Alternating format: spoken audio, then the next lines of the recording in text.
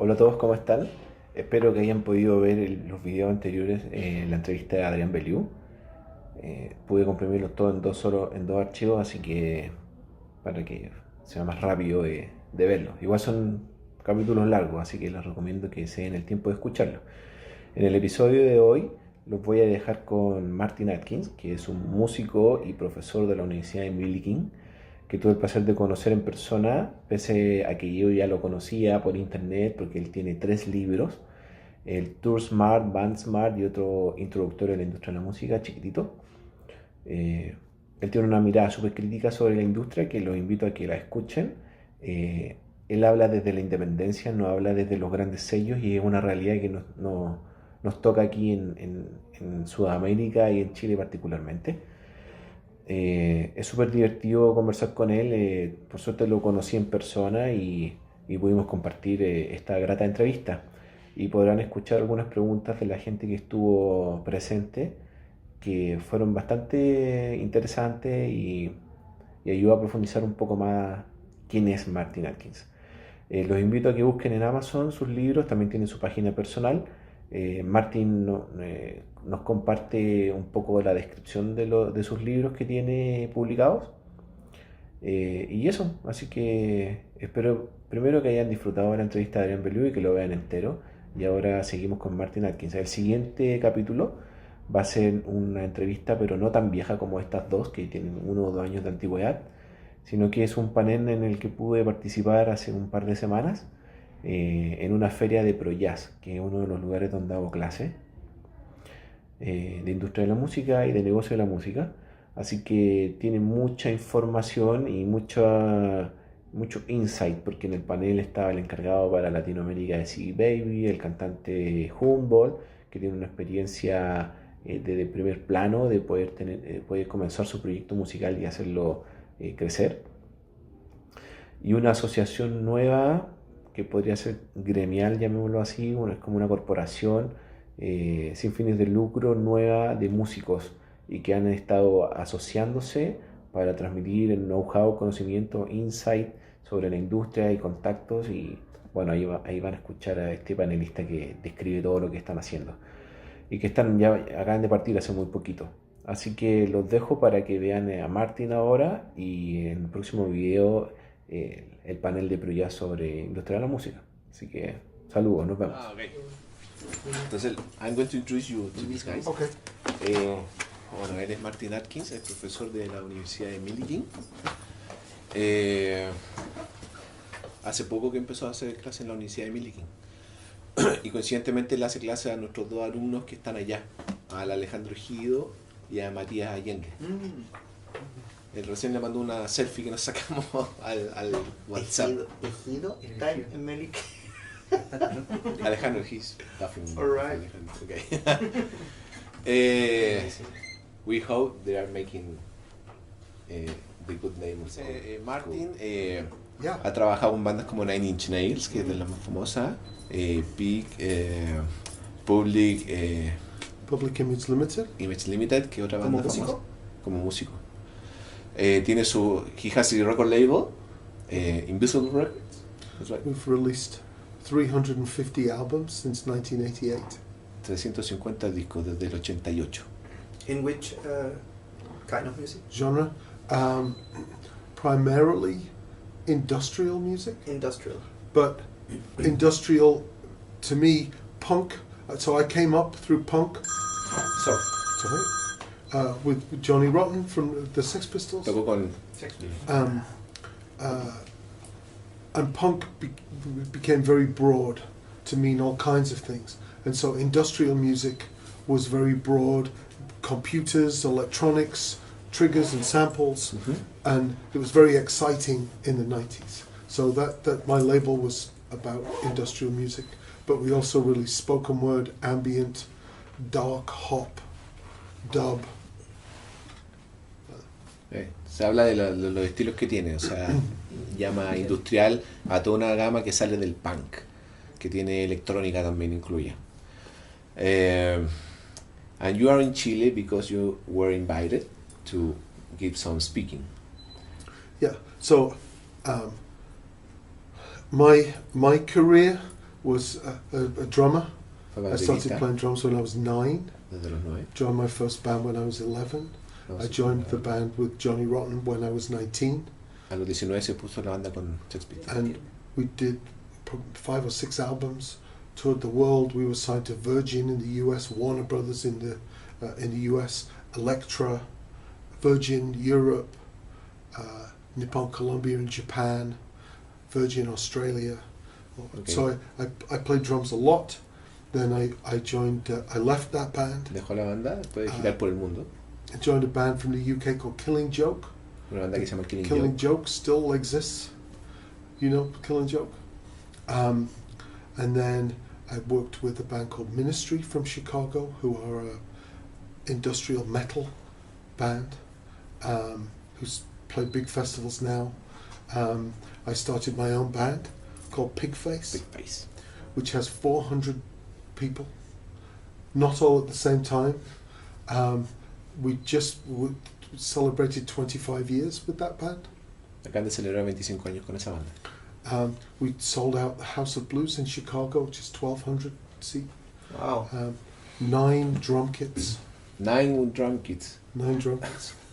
10 people singing. People came from all over the world to see the show, which is really interesting. So I have my label.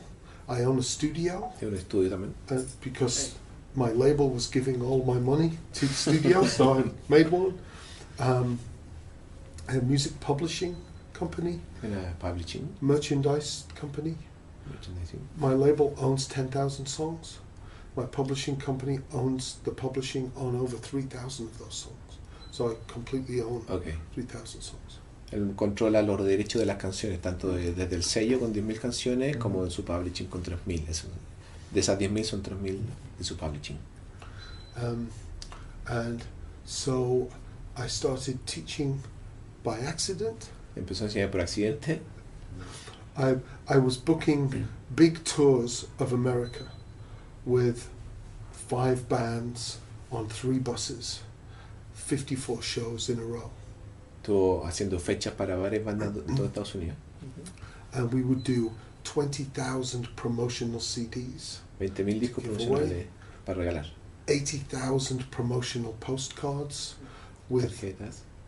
8 different partners who paid for all of this stuff. Ok, con socios distintos que pagaban todo eso. We had one of the first street teams in the US. Really? This was the 90s. Ok. So I went to Columbia College, Chicago, to get some interns. Do they have interns here? Fue a la Universidad de Columbia a buscar practicantes. Practicantes? Yeah. That's what they're called? Okay. So I did a presentation to Columbia College. Hizo la presentación de lo que él necesitaba. To I'm doing all of these things, give me interns. And they said, when could you start? ¿Cuándo puede empezar? Le dijeron al tiro. Start what? I said, I can take them now in my car, let's go. And they said, no, when could you start teaching? Touring. Which Cuando seemed puede, sí. crazy to me. Yeah. I left school, I have my master's degree now, but I left school when I was 16 Dejó el colegio a los 16. because I was playing 8 shows a week. And so I had 2 children then, I have 4 now. Tiene 4 hijos ahora. And I thought, what would I tell my children? They should grasp opportunity. So I said, yes, Take it. I'll teach. I was very busy with all of these things, but okay, when does the class start? Cuando empieza la clase, preguntó. Is it 6 months from now? They're like, well, it starts on Saturday. Okay. And how long is the class? Is it an hour? 90 minutes? 6 hours. 6 hour class on 6 Saturday. horas de clase inmediata. Wow. Yeah. For how long? For 16 weeks. 16, okay. And I'm like, yeah. I'm gonna feel that. Yeah, of course, let's do it. But so, and I thought that was opportunity. Pensó que era una oportunidad. But in the first class, the next day, I pick up the book, and And the book that they wanted me to teach from was written in 1962. Wow. Le pasaron un libro para que enseñara desde el libro, pero el libro era del 62. So I asked the students, you're paying a lot of money to be here? Do you know when this book was written? Le preguntó a los estudiantes, ¿saben cuánto pagan? ¿Y saben de cuándo es el libro? And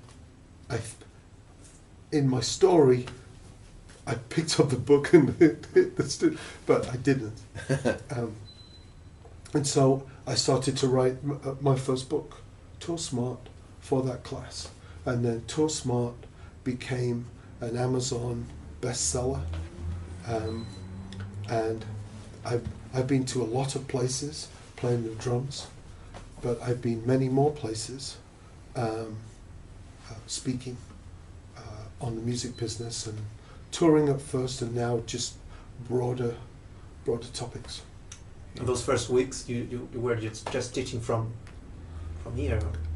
I was just pulling things. Mm-hmm. We did a class on settlement, so I pulled all of the financial paperwork from a big show and went through it and made slides. And as I'm going through the slides, I saw 3 places where the promoter stole money from me.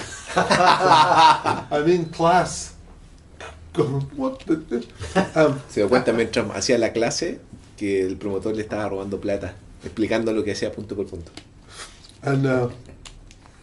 And so it was crazy the first few weeks, and I thought I'll bring in my agent. Okay, voy a traer He a su can agente. talk. And I thought, but he's an asshole. And why would I want to show the students, here's this guy who you should avoid? Ajá. So instead of inviting him to come and speak, I called him and fired him. Lo llamo y lo despido. En vez de invitarlo a hablar, como voy a invitar a este gallo que es un ladrón, lo llamo y lo despido.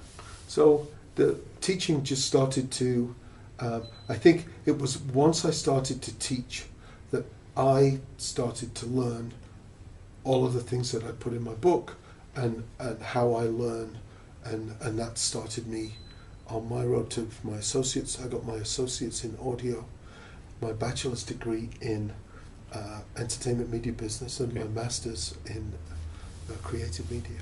Okay, después de hacer la clase fue donde aprendió a desmenuzar lo que él había aprendido para escribir en el libro, y luego sacó su bachiller y luego sacó su maestría en Media and Entertainment. Bien chulo. So, can you tell us a little about what you're going to discuss today and tomorrow in this Orbital Festival? Today I have a presentation. It's called Welcome to the Music Business, You're Fucked. Vendió la música, esto está fact. And You're fucked. That's my second book, and it's interesting from a marketing perspective, because I just give this away as a download. So it's very useful to have more than one thing. If I was just selling my book, one book, it's difficult. But now I have this and a third book, I can give this one away. Perfecto. And so there are so many people who, now it's a little bit different, but 5 years ago everybody was saying music business, make money. There's a book called Music, Money and Success with dollar signs, and it's a very tough business. So I tried to take a different way. Okay. And say to people in a funny way, you're fucked. And if you know that you are, then at least you can be open to things that will help you. Okay. If you don't know that you're fucked, then you really are. Okay. Or you will be shortly. Entonces lo que él explica es que vio tantos libros de negocio de la música que decía música, moneda, o sea, plata y éxito, que decide hacer un libro donde muestra la verdad de la industria, precisamente para que los muchachos que entran tengan la apertura de mente para saber que están fact, según el libro, y si no se dan cuenta es porque realmente están fact. O lo estarán pronto. or they're going to be. Fact. They're going to, yeah. And it's also, I realize that the music business is a very, it's an attractive place for students or just people who don't want to go a traditional route. Mm-hmm. It's a way that you could teach students things through music business that they might not be open to being taught in a different way. Okay. So in Tour Smart, we learn geography, budgets, spreadsheets, strategy, legal, and Welcome to the Music Business is trying to aim that at what we call in the States at-risk youth. At risk? At risk. So they could fall into depression, crime, homelessness, kids who don't, traditional school doesn't work for them. Mm-hmm. I don't want to say that they don't work at traditional school. Traditional schools don't work for everybody. The other way. And so this is an attempt to reach those younger kids as well. Okay. So there's a lot of illustrations. Just the layout is friendly. Okay. Plus it says, Is just one, or is volume 1 and volume 2? No. no, No, it's no. just, Yeah, it's okay, just so we can- two copies of the same. So I'm just trying to get these ideas across Mm-hmm. using humor as a weapon. Yeah. Wow. And what has been the response with this speaking in other sites, in other countries? Well, when I first started speaking, I tried to be quite serious because it felt like a serious thing to me to be asked to Primavera Pro or South by Southwest or NYU, USC to go speak. Mm-hmm. But I realized that the humor that's in these books needed to be when I'm speaking as well. So I try to use the stage and theatrics and humor as a way to keep an audience engaged and get some of my points across. Mm-hmm. I've seen people speak, they have so much to say that they speak faster Yeah. and that they end up Overwhelming. and nobody gets anything. Mm-hmm. So even though I might have 140 slides, 140. Yeah. Wow, it's a lot. they say the rule is no more No than more. 10. So, Tiene 140 láminas en la presentación que tiene que hacer. But sometimes I'm like bang, bang, bang, bang, sometimes the slide will stay for a while. Mm-hmm.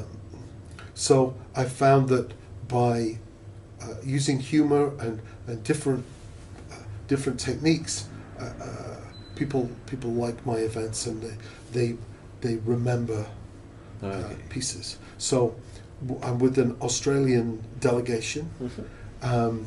That's 6 people. They remembered one of my slides which says practice for catastrophe. And they use that to tell Australian artists how to prepare for a tour. So I visited a rehearsal space in Norway Okay. and it was Noruega. amazing. Okay. Everything was perfect. 3 guitar amps, drum kit, piano, the sound system. Acoustics. It was amazing. And of course I said to the owners, this is great. Mm-hmm. There's a mirror on one wall. But as I left, I thought, this isn't how to practice for a rock tour. Okay. We need a rehearsal space where behind the mirror there's me and I press a button to electrocute the guitarist. I press another button and the microphone stops working. I press another button and piss rains from the ceiling, and a hole opens up in the Like floor. the real thing. Exactly. And so people think that's funny, and they kind of remember it. So that's what I do when I try to do that when I speak. Sorry, just a comment. I lived in Germany for 10 years, and I work as before I was working as a musician. I was working as a roadie. Yeah. You know, you remember that. And one of those jobs was to work for Scorpions, the band, you know, Scorpions. Yeah. They are from Hanover. Yeah. And we built a whole stage and amplification and a whole thing in a like a stadium, like a, you know, just for rehearsal. Yeah. Just for rehearsal, for the tour rehearsal. Yeah. So no rehearsal in a room like this, no, the real thing. Yeah. That, you have the same thing. Sí, lo que estaba contando Martin para Fernando es que él visitó una sala de ensayo en Noruega que era perfecta. La acústica, espejo, amplificadores, increíble. Pero claro, cuando salió de la habitación se dio cuenta que en verdad él debería tener detrás del espejo una máquina para hacer errores. Apagar el micrófono, electrocutar al guitarrista, que le cayera... Agua. No era agua, era pichín. Sí. Eso, que ese es el escenario real. Y you're going to talk about that in the both speaking? I think so. Today I'm doing Welcome to Music, You're Fucked. So it just tells people how they're fucked. Okay. It turns out one of the main ways they're fucked is by their own Fault. their own lack of ideas, lack of openness, or lack of flexibility. And then the second half, I talk about how not to be fucked. Okay. Then tomorrow, I'm talking. ¿Qué fue todo? It's nice. Tomorrow, I'm speaking with this other guy, Louis. I think he wrote a book Okay. about art versus capitalism, Arte versus capitalismo mañana. which that's interesting to me because I think some artists think that business is bad, and I think we need to use business to make art not easier but better or more, you know. So I used to manage Killing Joke at one time, and I started to get involved in business because my enjoyment of playing my drums was diminished by greedy promoters and idiots. So I started to look at business. So when I sit behind my drum kit, I hit the bass drum and I want to hear boom boom, boom boom, the bass drum hitting the back wall of the auditorium and coming back, and then I want to feel a punch in my kidneys from my drum monitors. I sat at a show in Texas. I said, turn on my monitors. Monitors, yeah. And the guy says, they're on. Like, oh. Like, okay, turn on the house. Turn on the sound system. So it's on. And so instead of playing to 500 people and having a crazy Wednesday night in Texas, the promoter charged too much money. So instead of 500 people paying $20, 150 people paid $30. And the first thing he did was downgrade the monitor system and remove most of the low end from the sound system. Wow, yeah. And so I started to see how business done well can make a difference to the art that you're trying to make. Bueno, está explicando que salió del lado de la batería de su banda para manejar el negocio de la banda, porque se dio cuenta que los managers y los agentes eran idiotas, que es la palabra que él usó. Entonces, el ejemplo que pone es que cuando tocan la batería siente la reverberancia del bombo, ¿cachai? Por los monitores y por la sala. Resulta que en un show empezó a cachar que no sentía la reverberación y el golpe del monitor de batería. Y era porque el manager, el agente, en vez de cobrar cierto precio por la entrada, cobró menos y entró menos gente. Y el gallo, en vez de, o sea, perdón, cobró más, entró menos gente. Y él lo que hizo fue bajar la calidad de los monitores y bajar la calidad del equipo para afuera. Entonces, ahí cachó que en verdad el negocio afecta directamente el arte que está haciendo, claro, en el mismo escenario. Great. ¿Tenía una pregunta? No. So what are your thoughts regarding I know that there is a really big difference between the industry that we can saw in the US and in Chile.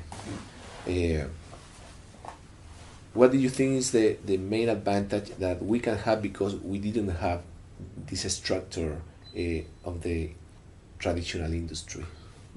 Well, that's an interesting question, because even though you didn't have it, it seems like the people I've met have the same goals that we used to have, that many people still have. A deal. They want to sign a deal. And it would be great. You have to sign a deal to know how bad Is to sign a deal. that could be. And I try and advise people, the only way to get the deal that you want and you need is to actually not need it. Because if you need the deal, the label can create a situation that isn't beneficial for you. Mm-hmm. If you don't need the deal, the label has to persuade you with more benefits why this would be good for you. Mm-hmm. But if you need the deal, as so many artists think they do, Yeah. then if the label is doing you a favor, they're absolutely not doing you a favor. Okay. So it would be great if we could bypass all of that. Mm-hmm. But sometimes when people have an idea that success is a deal, it's very difficult to persuade them with stories that isn't the case. Okay. But when you say you don't need a deal, it's because you're so popular and you're doing so great show that people love it and you have a big success. So that's when you don't need a deal, or what? No, you don't need a deal in the beginning either, because the machinery of a label can't help you get 10 more fans today and 2 more fans tomorrow. The machinery of a label is too big for that. And so you'll be there with the 100 fans you have, lucky to sign this deal, and the label will be there going, this isn't going well. Once you know it is all your responsibility, you'll make 2 more fans tomorrow, 10 more fans on Saturday, and over the course of 3 years, you could become an overnight sensation. 3 years. Well, I think maybe 7. Yeah. You know, it takes a while, and people. It's difficult for people to hear that as well. Yeah. They want drive-through food. They want instant everything. Mm-hmm. So when you say just keep working, and 7 years from now, then that makes the deal more attractive to go and sign a deal. But I ask people to reevaluate their idea of success, because when I was in Public Image Limited, we were in Japan, 10 sold-out shows in Tokyo, Australia, all over Europe, and America, American Bandstand, live television, live radio,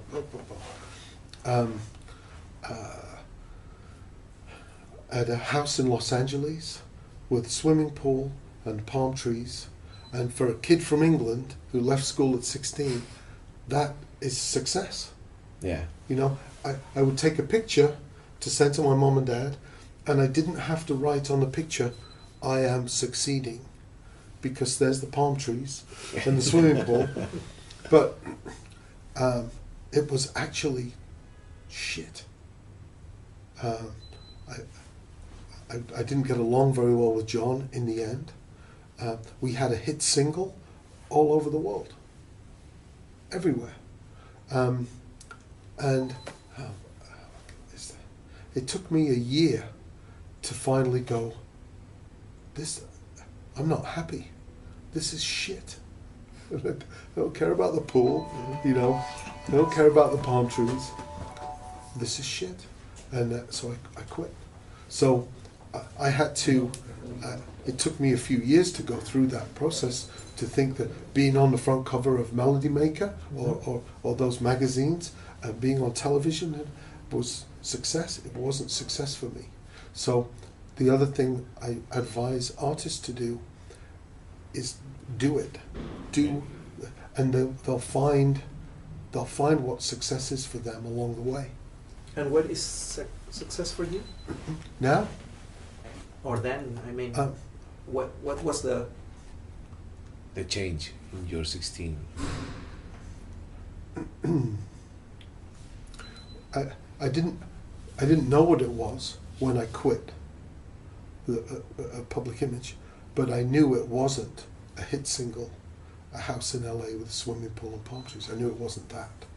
So I released some music. A couple of years later, started my label and started to do other things and get interested, have more control over things. And on a much smaller level, I think more control at a smaller level can be better for some people than less control at the larger level. For me, anyway. And what are your perspective with what is about to come in the industry? Because we are seeing this automation, artificial intelligence, the bitcoins, the blockchain. I already read, and I don't remember where, the artists, the big artists like Eminem or maybe Radiohead, are stocking their songs as a stock auction, and they are publishing like an IPO, but that is for the bigger acts. What are your thoughts about what is about to come? So I think the whole blockchain is really interesting. Benji Rogers from Pledge Music is pioneering that. He's on my professional advisory committee. That's very interesting. That will be the removal of everything between an artist and their money. Everything will be transparent. So major publishing companies will eventually, maybe 10 years from now, start to decline, because artists will control their own rights. But all I've seen since 1975 is change. Cassette tapes, CDs, piracy, blank cassettes frightened everybody. Then CDs, downloading, streaming, vinyl is coming back. So I see things going, here's this business, and I see it just going like that. So I was telling you in the car, I met people with a coffee business called Dark Matter Coffee from Chicago. They are celebrities in their world. The owner is in a Honda car commercial. They're just doing stuff. I met with them. I launched my coffee, and I gave them a T-shirt, and then they gave me 2 7-inch singles they did with a DJ called Derek Carter, famous Chicago DJ. Then they gave me a bottle of beer that they made in collaboration with a brewery and a band called Mastodon. Mastodon, Sí. Then they gave me a cassette tape, and they're working on. They did Coffee with Charlie, the drummer from Anthrax. They did a guitar pedal. They flew to Copenhagen Really? and spent 2 days in a hotel room with Kurt Hammett from Metallica. And like, yeah, here's the shirt for the pedal. They're doing a guitar pedal with. They're insane, and more of a record label than some record labels I've seen recently. So all these pieces of the business have just gone. They've gone over to breweries. Craft brewing is the new independent record label. La cervecera. Collaborations are really interesting. Yeah. But Paul, the drummer from Killing Joke, the original drummer who's back in, he makes solid silver rings. Okay. You know, Youth, the bass player in Killing Joke, does paintings. He produced Paul McCartney's new album, and he does paintings that he sells at the show. They're still wet because he painted them in the afternoon. After. Everybody's starting to do more stuff. More. And so, I think that's where things are going. One of my friends doesn't play in venues anymore. She has a piano, very personal music, just her singing with the piano. She got tired of going to a bar and here comes the part of the song where everybody cries and somebody's playing pinball or screaming or flushing the toilet or smashing a glass. Yeah. And she just said, she thought she was going to play to 300 people. Mm-hmm. She was playing to maybe 50, and there's 100 people over there destroying the effect. So she started to book house concerts. Okay. And going to people's houses. And I thought, she's given up, you know.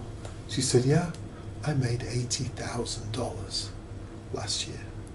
And she has a science, seating density. Okay.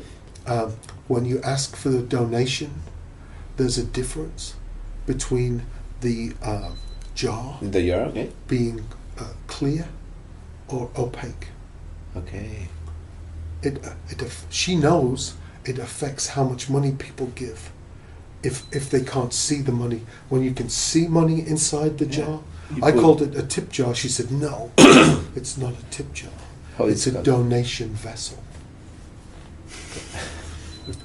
So she went away from the traditional business. Yeah, from the mainstream. Yeah. Yeah. So she performed at 7 people's houses around Seattle.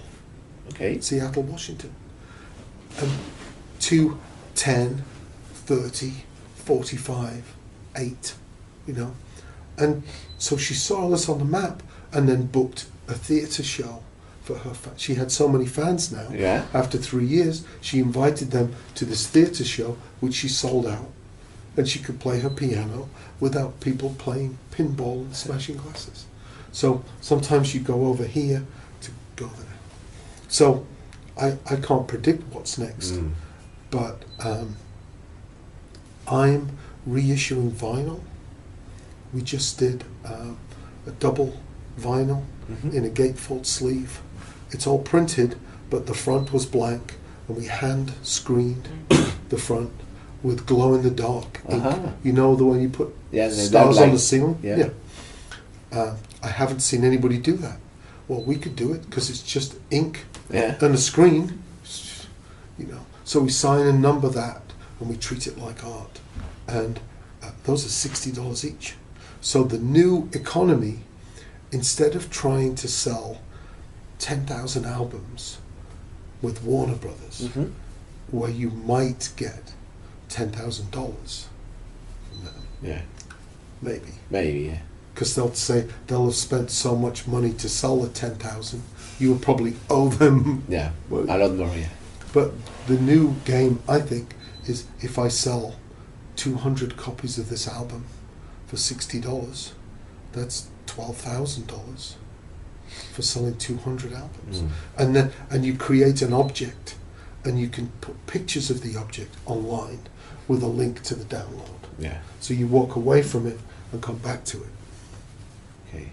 So that's what I see is just interesting stuff. Yeah. More creative side of the business. Yeah. Awesome. ¿Tenía alguna pregunta? ¿Una pregunta?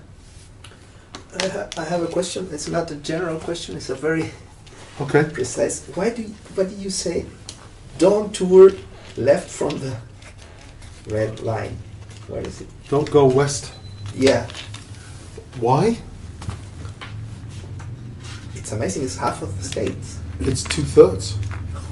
So 75% of the population of North America lives within a 65-minute flight from New York City. And the rest is Pampa. The rest is California. And it was just an idea.